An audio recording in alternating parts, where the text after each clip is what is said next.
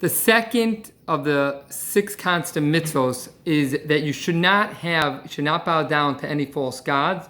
You shouldn't bow down to idols. Now let me share with you a quick story. Those of you who know me know I'm originally from Cleveland. My family lived in Minneapolis for some time. And then we ended up in the South, a little time spent in Atlanta, and now for the last 15 years or so, I've been living in Dallas.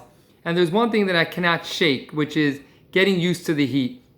I'm a Clevelander at heart. I like a little bit of cold. I appreciate the fact that it's not dreary here, and I enjoy the sun, but boy, Texas heat really gets to me. And even when I go on my trips to Israel, it's also similar over there. I take usually an annual trip to Israel, and no matter what time of year it is, if it's especially June or July, I can't handle the heat. It's like too much for me.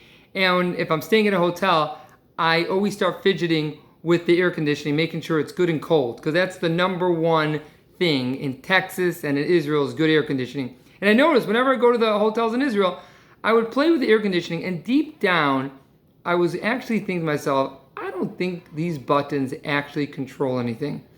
And then recently I was listening to a podcast of someone who's in marketing and research, and he said, everyone nowadays, because of the experience of COVID-19, on all levels, there's one thing that we've come to realize, that we can't control things. For those of us who are rabbis trying to plan out high holidays, what that's going to look like, no one really knows. For those of us who've been involved with camps in the Catskills, still, it's unclear. Will there be camp? Will there not be camp? And even for the local community, we don't know how the camps are going to run, if there'll be full programs for our kids.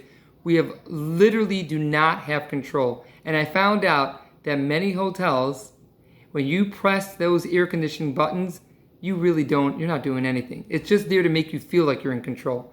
And the same thing goes for cross road light. I don't know if that's what you call them, but you know what I'm talking about. When you press the button to turn red, I also found out that, I don't know the statistics, but many of them are actually not functioning.